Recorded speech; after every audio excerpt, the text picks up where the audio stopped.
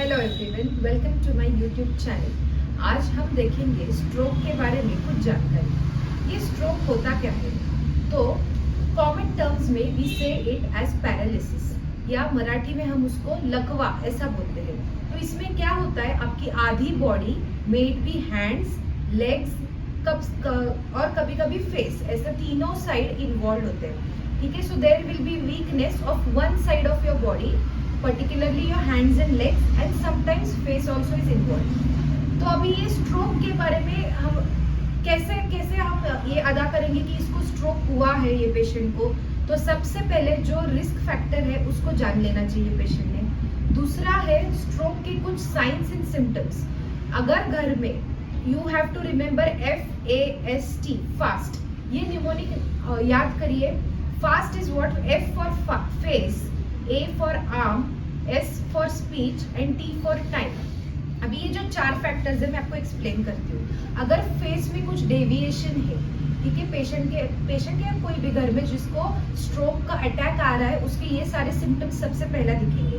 With in minutes ये होता है, ठीक है। तो फेस का डेविएशन होगा, कभी कभी एक बाजू से मुंह टेढ़ा हो जाएगा, ओके, सलाइवा आ जाएगा, एक बाजू की आंख बंद नहीं होगी, ठीक है। तो ये वीकनेस फेस का दिखेगा। नेक्स्ट इज आर्म मतलब अपर लिम्ब या आपके हाथ का वीकनेस।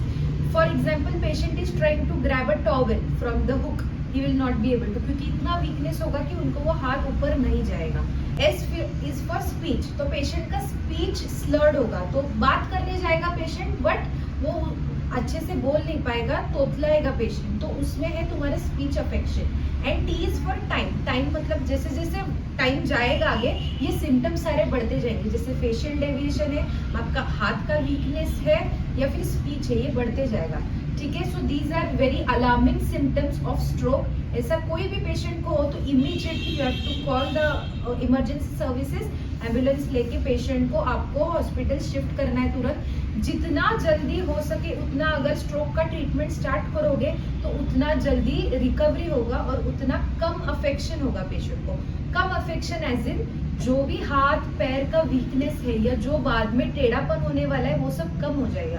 तो ये कोई भी सिम्टम्स अगर पेशेंट में दिखे तो immediately you have to rush to the hospital. अभी ये स्ट्रोक होता क्यों है, हम स्ट्रोक के बारे में अभी कुछ जानकारी लेंगे, ठीक है। अभी स्ट्रोक इज व्हाट बेसिकली, अभी हमारे ब्रेन को अलग अलग तरफ से ब्लड सप्लाई होता है, ठीक है। अभी ब्लड सप्लाई किस हिसाब से होता है, तो आर्टरीज एंड वेन्स। आर्टरीज होते हैं जो ऑक्सीजनेटेड ब्लड कैरी करता है, एंड वेन्स होते हैं जो डीऑक्सीजनेटेड यानी गंदा खून कैरी करता है। तो ये पूरा काम ये हमारे ब्लड वेसल्स करते हैं, रक्त वाहिनी जिसको हम बोलते हैं, वो करते हैं हमारे ब्रेन में। अभी इसमें से कोई भी ब्लड वेसल आपका ब्लॉक हुआ या फिर कोई भी ब्लड वेसल का काम जो ब्लड सप्लाई देना है वो नहीं हुआ तो ब्रेन में इंजरी होती है और ब्रेन का वो पर्टिकुलर एरिया काम करना बंद हो जाता है।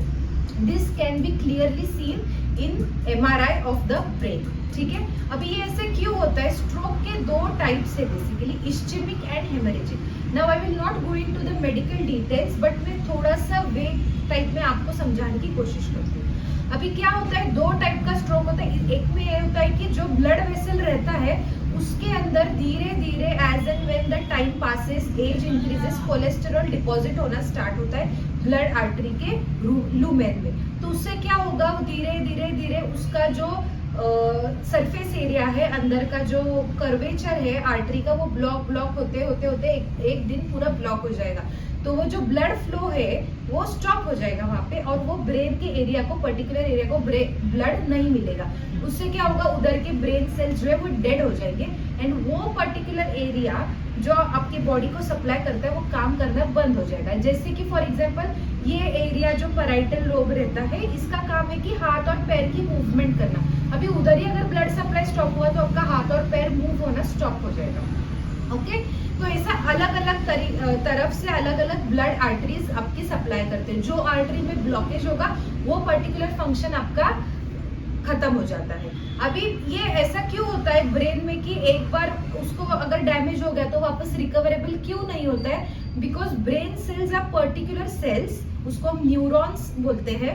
वो ऐसे सेल्स है कि एक बार वो डेड हो गए तो they can not be regenerated. जैसे मान लो अभी हाथ पे अगर कट गया तो वो क्या होता है, थोड़ी दिन बाद वो पूरा जख्म भर आ जाती है and there is a new skin और वापस पहले जैसे हो जाता है। This doesn't happen in brain. Brain का पेक्यूलरिटी ये है कि एक बार neurons are dead, they are dead. तो इसलिए बोलते हैं कि जब भी स्ट्रोक के साइंस है पेशेंट को, if you immediately take the patient to the hospital, जितने भी न्यूरॉन्स आर डेड उसके आजू बाजू वाले न्यूरॉन्स एटलीस्ट आप बचा सकते हो इमीडिएट ट्रीटमेंट से।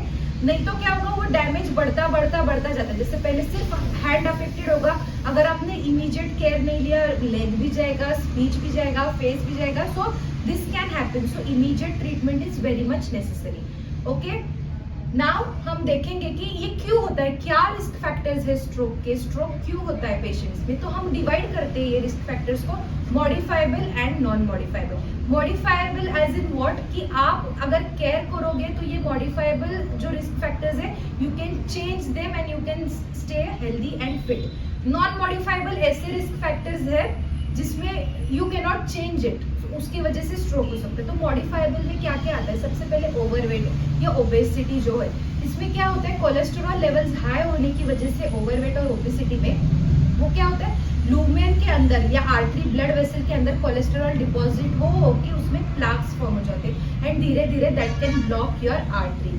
सो दिस इज वन। सो आप उसके लिए यू कैन एक्सरसाइज रेगुलरली, आप फिजिकली फिट रह सकते हो, एक्टिव रह सकते हो, so that this should not happen. Second is addiction to alcohol and smoking.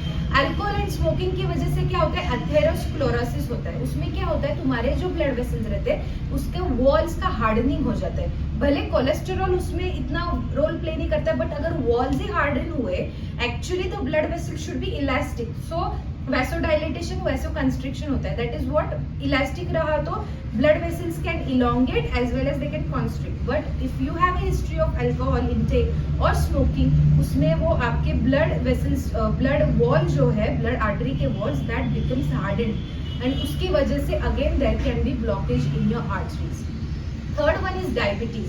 Diabetes mellitus patients have basically more chances of getting stroke. तो उसमें भी आपको रेगुलर मेडिकेशंस लेके, इंसुलिन पंप्स लेके, आपको रेगुलर एक्सरसाइज और फिजिकली एक्टिव रहना है, नहीं तो इसमें भी आपको स्ट्रोक के चांसेस बहुत ज्यादा है।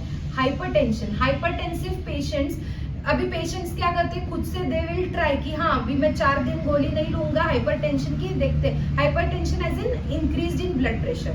तो जिनका ब्लड प्रेशर ज्यादा है वो अगर लोग गोली टाइम पे नहीं लेते, if they skip the medication, 99% chances they will land up into a stroke if they have a high hypertension history.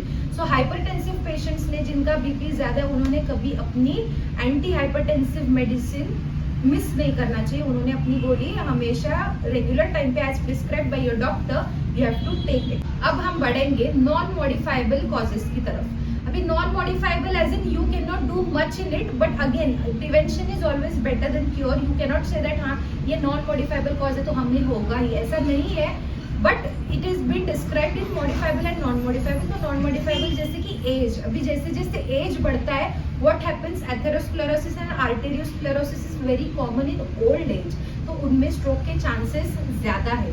Gender में ऐसे देखा गया है कि मेल्स में ज्यादा स्ट्रोक चांसेस है as compare to females. Even in female stroke does occur but it is after the menopause. जब मेनोपॉज हो जाता है उसके बाद औरतों को बहुत चांसेस है ब्लड प्रेशर और हाइपरटेंशन की बीमारी होने का, उसके बाद भी स्ट्रोक के चांसेस ज्यादा है। Again if there is any family history in your house, तो भी उसके नेक्स्ट जनरेशन को भी स्ट्रोक होने के प्रोबेबिलिटी ज्यादा है। So these all are non modifiable causes. Nevertheless ऐसा नहीं है कि हर एक को होगा ही stroke. You can always try to be physically active in your life and avoid the chances of getting stroke. तो अब हम देखेंगे how to prevent occurring of this stroke. Stroke को कैसे प्रिवेंट किया जा सकता है, तो आपको सबसे पहले तो आपके फिजिकल हेल्थ पे ध्यान देना है।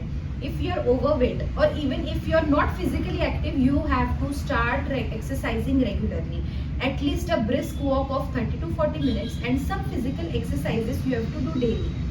Second one is manage your hypertension. अगर आपको हाई ब्लड प्रेशर की बीमारी है तो आपके फिजिशियन को कंसल्ट करके you have to be on regular medications and never miss the hypertension tablet. This is a very important thing nowadays whenever I go to a stroke patient, maximum patients का यही रहता है कि तब मैंने गोली miss किया था, 5-6 दिन नहीं खाया था, कोई पेशेंट्स तो महीना भर मैंने एंटी हाइपरटेंसिव ड्रग नहीं लिया था and after that I have landed up in stroke. But one stroke happens then it is a lifelong thing. So better prevention ले लो पहले ही, otherwise again you will land up into something more dangerous and risky. Okay, so manage hypertension, manage diabetes level, sugars level should be always in control. Always add fruits and vegetables in your diet. Fast food ज़्यादा नहीं खाना है, cholesterol levels maintain करना है, saturated fatty acids consumption नहीं होना चाहिए diet में. You can consult a proper dietitian how to maintain a healthy diet and you can do accordingly. तो जंक फूड अवॉइड करो and have a balanced diet. Okay, so physically active रहना है. बाकी का तुम्हारा जो एडिक्शन है alcohol, smoking, take it into control. Try to quit smoking because again nicotine causes hardening of your blood vessels, as I said. Not only stroke, उसकी वजह से और भी बहुत सारी बीमारियां हो सकती है. So ये सब आप ध्यान रखें. आपको कुछ भी डाउट्स हो आप कमेंट सेक्शन में जरूर पूछिएगा. Thank you.